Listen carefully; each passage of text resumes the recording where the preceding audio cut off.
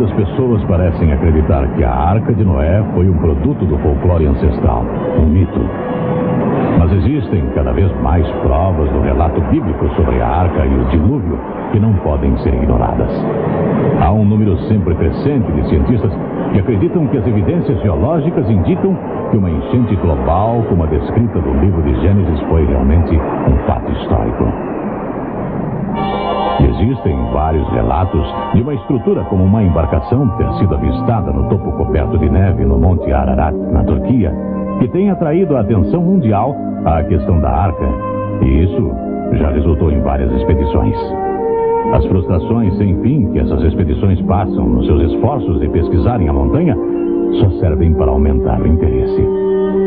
Se a Arca de fato fosse encontrada no Monte Ararat, dizem que essa seria a maior descoberta arqueológica de todos os tempos e, para o maior dos céticos, uma evidência poderosa de que a Terra experimentou uma enchente global de cobrir montanhas, assim como a Bíblia a descreve. Se houve realmente um dilúvio, e se nós todos formos descendentes de Noé, pareceria estranho se só o povo judeu fosse o único a ter alguma memória disso. Mas esse não é o caso. Nas lendas e mitologias de tribos por todo o mundo, foram verificadas referências a um grande cataclismo das águas. Na verdade, os antropólogos têm colecionado 59 lendas sobre o dilúvio dos aborígenes na América do Norte, 46 da América Central e América do Sul, 31 da Europa, 17 do Oriente Médio, 23 da Ásia e 37 das ilhas dos mares do Sul e da Austrália. Nenhum de nós viventes é descendente da raça original do homem que pereceu. Nós, numerosos como somos, não somos nada mais que uma segunda raça nascida de Deucalion. O povo original era cheio de orgulho e insolência, não cumpriu suas promessas, não eram hospitaleiros com os estranhos e eram surdos aos suplicantes. Muito depois do tempo de Kumurunua, o primeiro homem, a terra se tornou perversa e sem cuidado de adorar os deuses. Um homem foi íntegro, Nu. O deus Cronos apareceu para ele num sonho e anunciou que no dia 15 do mês da Ísios, todos os homens morreriam numa enchente. Deucalion me colocou num grande baú com suas esposas e crianças, e com eles vieram porcos e cavalos e leões e serpentes e todos os tipos de animais da terra. Ele recebeu-os todos. E um velho construiu um grande navio e entrou nele com sua família e uma abundância de animais. Nu construiu uma grande canoa com uma casa nela e abasteceu-a de comida, trazendo plantas e animais para dentro dela. Mas antes da enchente começar, Deus avisou o homem Nota e sua mulher Nena, dizendo: torne oca uma árvore cipreste na qual você deverá entrar no mês Tososde. As águas se aproximarão do céu. Eles entraram e Deus os fechou lá dentro. O irado Deus me benga, então ajuntou as nuvens escuras e as fez estourar, derramando corredeiras de águas por sobre a terra amaldiçoada. A terra abriu suas comportas de repente, grandes chuvas caíram, os rios transbordaram. Os rios partindo-se correram pelas planícies, trazendo consigo as plantações de milho, os túmulos, rebanhos, homens, casas e templos. Como troncos e árvores, os cadáveres flutuavam. Como desovas, os peixes agora ocupavam o mar. Cidades, montes, montanhas lentamente foram submergidas. E agora o mar e a terra não tinham mais marca distinguindo-as. Tudo agora era oceano. O lobo nada com a ovelha. Todo dia choveu, toda noite choveu. O céu caiu, não havia terra. Animais de todos os tipos afogaram-se. Não havia terra. Os pássaros voavam por muito tempo sem achar terra onde repousar. Falhavam suas asas e eles caíam no mar. Deus sobrecarregou a terra de água, exceto Deucalion, que por sua virtude e piedade foi salvo para dar vida a uma nova raça humana. Depois de 1 ano, as águas começaram a baixar. Um vento violento então veio e secou a terra. Ele soltou um corvo que não voltou, ficando para se alimentar dos cadáveres. Porém, mais tarde, retornou com o ramo verde. As pessoas salvas eram 8 e desceram em Mibenga. Mesmo sendo essas lendas antigas frequentemente interligadas com óbvia mitologia, variando nos detalhes, elas concordam em 3 fatos básicos. Houve uma embarcação segura. Houve destruição por águas. E a semente humana foi salva.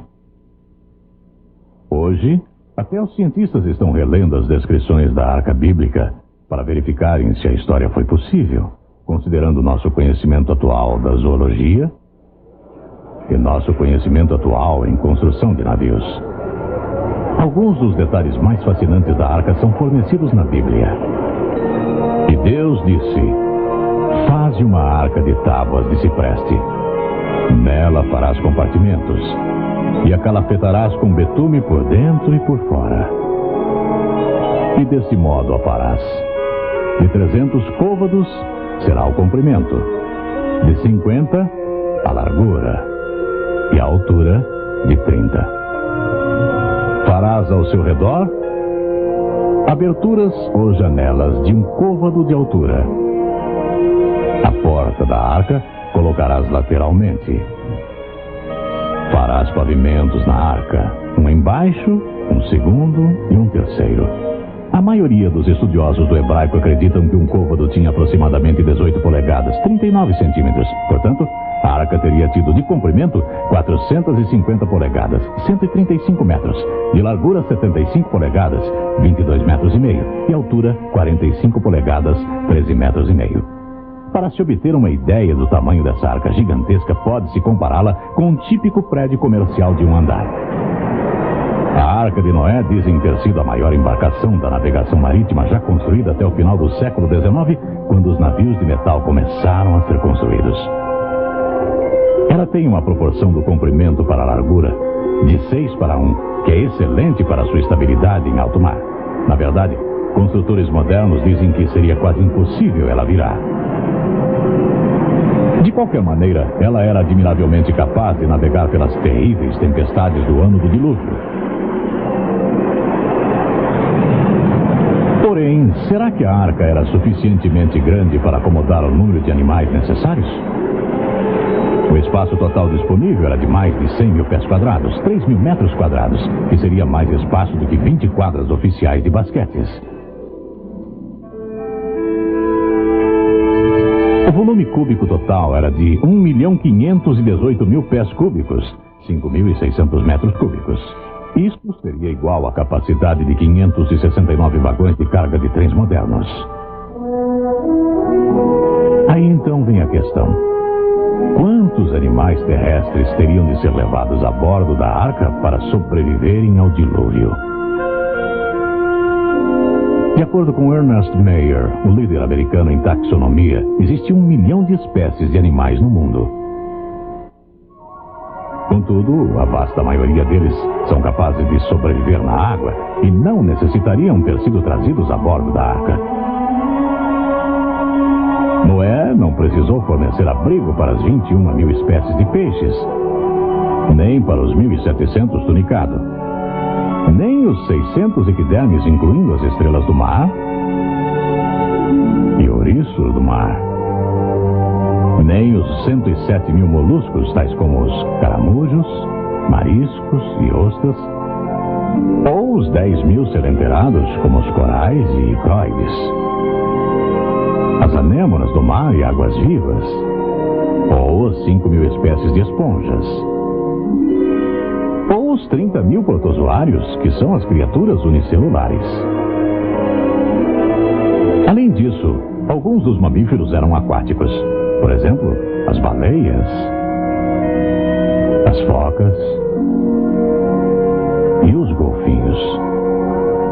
Nem todos os anfíbios teriam que ter sido incluídos, e nem todos os répteis, como as tartarugas marinhas e os crocodilos. Além do mais, grande número de artrópodes, em número de 838 mil espécies, tais como as lagostas, os camarões e os mini-crustáceos, os siris e as cracas são criaturas marinhas. E as espécies dos insetos entre os artrópodes são geralmente muito pequenos. Também muitas das 35 mil espécies de vermes, bem como muitos dos insetos, poderiam ter sobrevivido fora da arca. Os autores Morris e Whitcomb, em seu livro clássico O Dilúvio de Gênesis, afirmam que não mais do que 35 mil animais individuais precisaram entrar na arca. Sejamos generosos e acrescentemos um número razoável para incluir os animais extintos e depois mais alguns para satisfazer até mesmo os mais céticos. Vamos calcular que 50 mil animais estavam a bordo na arca. É claro que esses não precisavam ser os animais maiores nem os mais velhos. Vamos lembrar que só existem poucos animais bem grandes, como o dinossauro ou o elefante, e esses podiam ser representados por adultos jovens. Calculando que o animal médio seria mais ou menos do tamanho de uma ovelha, e usando o vagão ferroviário para nossa comparação, verificamos que o cargueiro de 2 andares médio acomoda 240 ovelhas. Assim, 3 trens, puxando 69 vagões cada, teriam amplo espaço para conduzir os 50 mil animais, o que encheria apenas 37% da arca. Sobram 361 vagões, ou o suficiente para termos 5 trens de 72 vagões cada, para conduzir toda a comida e bagagem, e mais a família de 8 pessoas de Noé. A arca tinha bastante espaço. Assim, o maior problema teria sido a construção da arca. Mas a Bíblia indica que Noé a construiu sob uma liderança divina, e não há motivo para acreditar que ele não contratou alguns trabalhadores.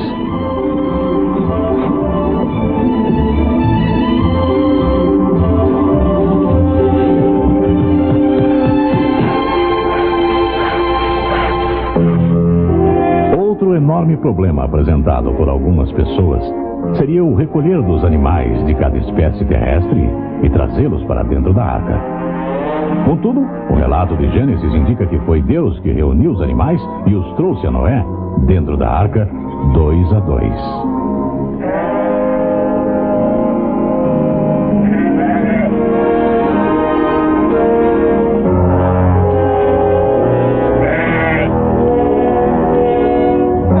Sugerem que isso pode ter sido a origem do instinto dos animais de migração, e se não o originou, pelo menos o intensificou. Nós também sabemos que a maioria dos animais possuem a habilidade de detectar o perigo e se moverem para um lugar de segurança. Muitos sugerem que os problemas de Noé realmente começaram a partir do ponto em que todos estavam a bordo. Com apenas 8 pessoas para alimentar, dar água e fornecer ar fresco e sanitização para a imensa coleção de animais selvagens, por um total de 371 dias. Porém, vários cientistas sugerem que os animais entraram em um tipo de dormência. Dizem que em quase todos os grupos de animais existe pelo menos uma indicação latente da habilidade dos animais para a hibernação. Provavelmente, essas habilidades foram intensificadas sobrenaturalmente durante esse período. Com as funções dos organismos reduzidas ao mínimo, diminuía o trabalho de cuidar deles. Deparamo-nos, pois, com a questão: de onde veio a água? O relato de Gênesis simplesmente diz: no ano 600 da vida de Noé, aos 17 dias do 2º mês, nesse dia, romperam-se todas as fontes do grande abismo, e as comportas do céu se abriram, e houve copiosa chuva sobre a terra, durante 40 dias e 40 noites. Muitos acreditam que antes do dilúvio havia uma estupenda cobertura transparente de vapor que envolvia a terra, colocada ali por Deus no segundo dia da criação, quando ele fez separação das águas debaixo do firmamento das águas sobre o firmamento. Eles acreditam que essa chuva de 40 dias e 40 noites nada mais é do que o colapso dessa cobertura de vapor. Em contraste, os cientistas nos dizem que se todo o vapor de água e nuvens da atmosfera condensasse e caísse na Terra, as chuvas não durariam muito tempo e produziriam uma profundidade média de 2 polegadas, 5 centímetros. Se uma cobertura de vapor de tal magnitude existisse desde o segundo dia da semana da criação até o dilúvio, então as condições climáticas teriam sido bem diferentes das de hoje.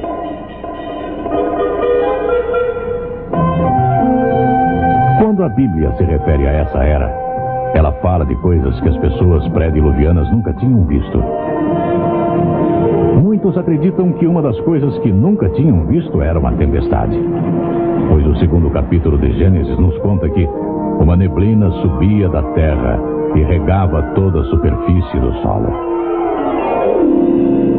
Provavelmente era uma condição semelhante àquela que observamos nas costas verdejantes da Califórnia, onde a vegetação é sempre regada pelo orvalho.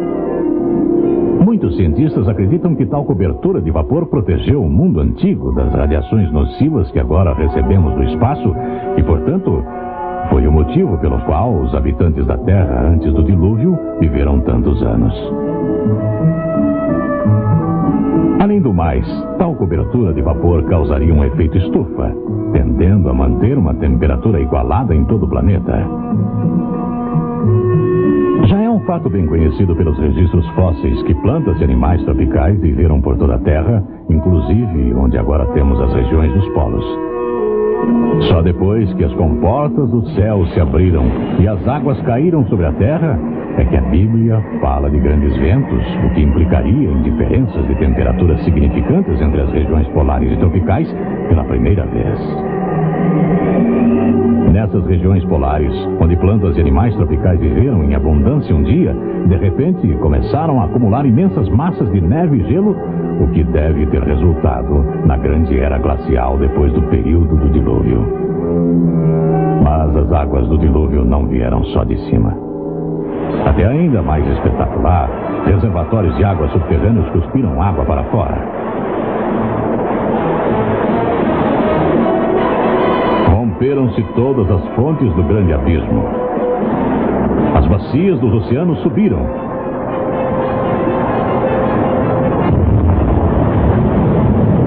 Havia enormes explosões expelindo vapores e rochas derretidas.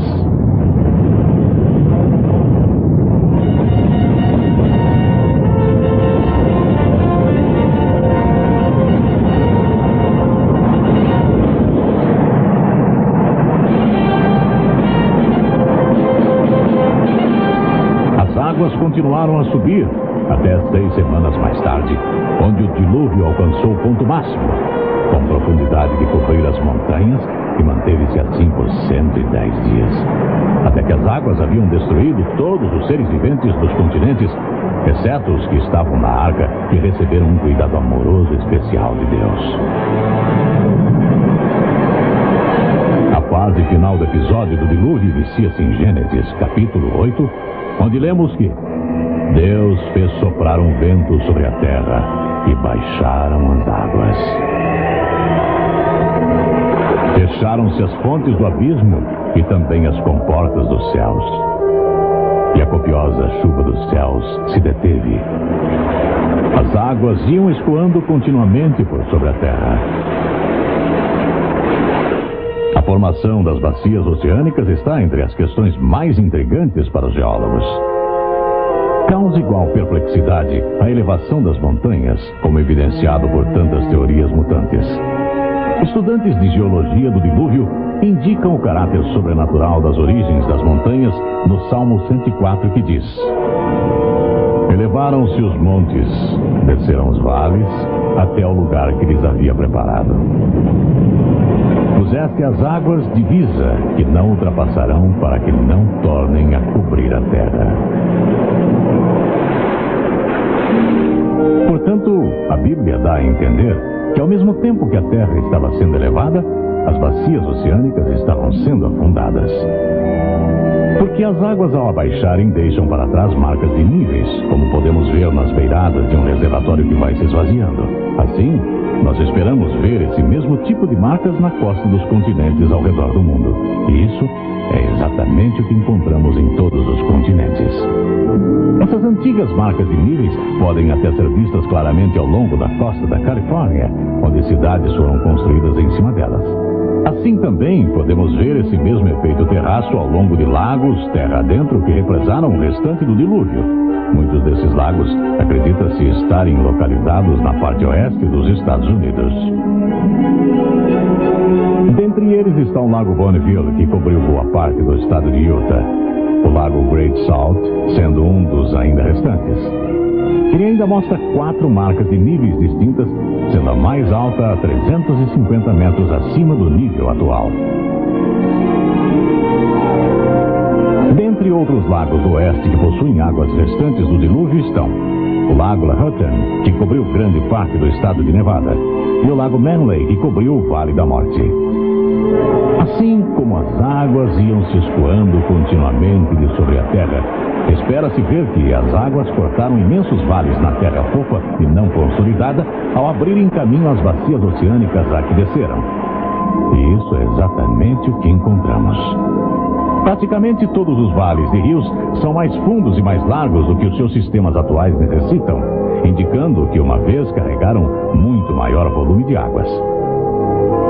Na verdade, a maior parte da terra está coberta com água do dilúvio. Mais de 70% da superfície da terra está submersa a uma média de 3 quilômetros de profundidade. E em certa parte do Oceano Pacífico, a média de quase 12 quilômetros de profundidade. Também existe muita água armazenada na forma de imensos continentes de gelo no Polo Norte e Sul. O dilúvio deixou suas digitais inapagáveis na formação geológica do nosso planeta. Por toda parte, nós vemos camadas após camadas de sedimentação depositadas pela ação selecionadora das águas em movimento. Também encontramos camadas intercaladas de sedimentação e leitos de fósseis. Nós, na verdade, vivemos num vasto cemitério de fósseis. Esses fósseis parecem ter sido formados pelo sepultamento repentino de um tremendo dilúvio que evitou uma rápida deterioração e decomposição em que os minerais reconstituíram suas estruturas celulares. Nossos vastos depósitos de óleo, gás natural e carvão são chamados de combustíveis fossilizados. Evidências indicam que eles são restos carbonizados de grandes massas de plantas e animais marinhos que foram varridos e rapidamente sepultados por toneladas de sedimentos.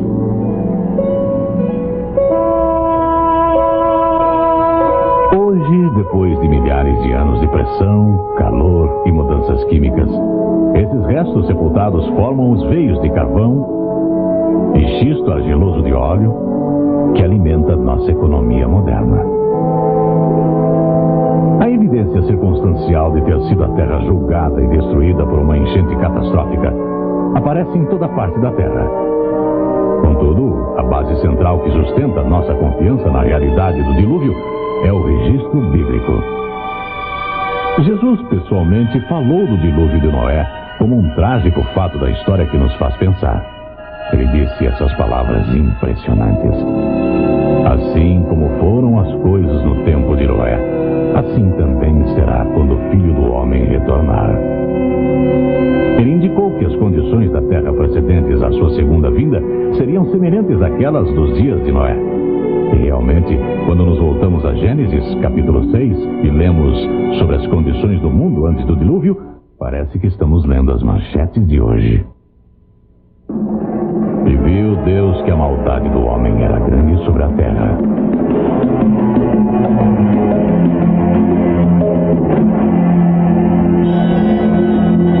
E que toda a imaginação e propósito de seu coração era continuamente mau. A terra estava corrompida à vista de Deus e cheia de violência.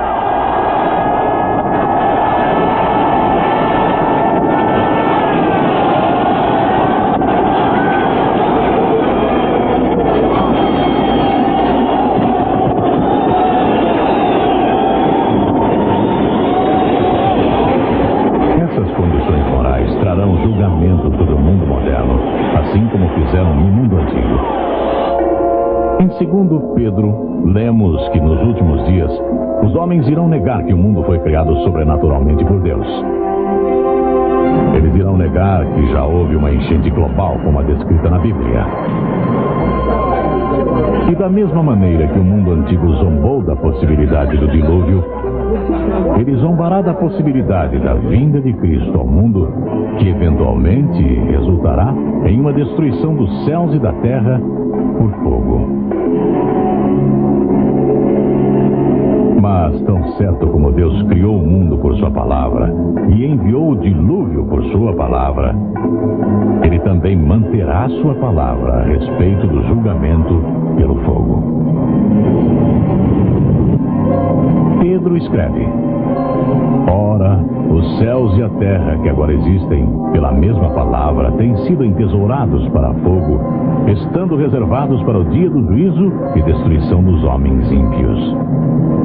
Virá, entretanto, como ladrão, o dia do Senhor, no qual os céus passarão com estrepitoso estrondo e os elementos se desfarão abrasados. A terra também e as obras que nela existem serão atingidas.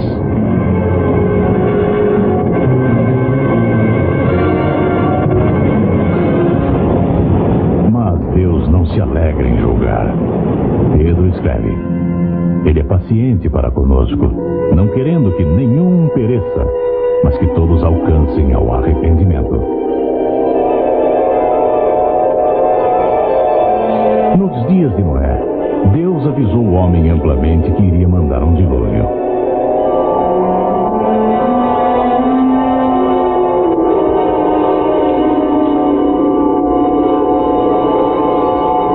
Por 120 anos, Noé construiu a arca. Por todos esses anos, Noé foi o pregador de justiça de Deus, sempre lembrando o mundo antigo que Deus iria cumprir sua palavra. Lembre-se, o Deus que disse a Noé como sobreviver ao dilúvio, tem nos contado na Bíblia como sobreviver à sua ira, para nos achegarmos por fé, o tipo de fé que resulta em obediência a Deus. Nenhum de nós obedece seus mandamentos completamente. Somos todos pecadores e merecedores do julgamento de Deus. Porém, na cruz do Calvário, Jesus Cristo sofreu o julgamento de Deus pelos pecados de toda a humanidade. O próprio Criador morreu pelos pecados do homem que ele criou. Jesus disse: todo aquele que ouvir minha palavra e acreditar em quem me enviou, tem vida eterna e não será condenado. Ele atravessou da morte para a vida. A fé implícita de Noé em seu Deus o salvou e pode te salvar. Foi a fé que Noé teve que o levou a obedecer às instruções de Deus para construir a arca.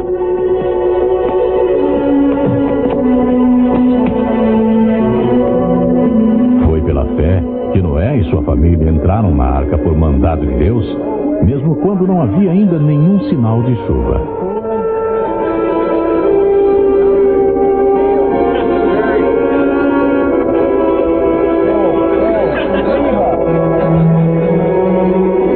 Assim também, cada um de nós, por um passo de fé, colocamos nossas vidas aos cuidados do Filho de Deus, que morreu em troca dos nossos pecados na cruz. Noé e a família dele tiveram que passar pela porta da arca para serem salvos. Você e sua família também necessitam passar por uma porta do tipo da porta da arca, se vocês quiserem ser salvos. Jesus disse: eu sou a porta. Por mim, se qualquer um entrar, ele será salvo. Se nesse momento você se encontra do lado de fora de Cristo, lembre-se que um dia a perseverança de Deus aguardou nos dias de Noé. Agora Deus está aguardando você. Mas lembre-se, o Espírito de Deus não vai sempre se empenhar com o homem. Chegou o dia quando Deus fechou a porta da arca. A oportunidade se foi. Não deixe isso acontecer com você.